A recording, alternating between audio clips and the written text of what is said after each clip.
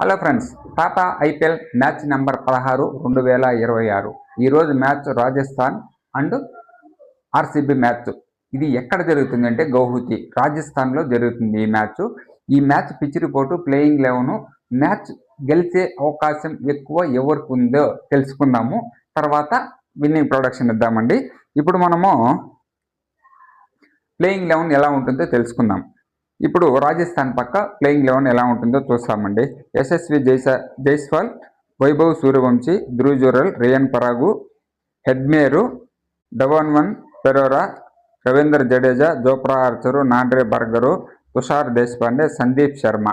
Playing 11 ఇలా ఉంటుంది. RCB playing 11 ఎలా ఉంటుందో చూస్తాం.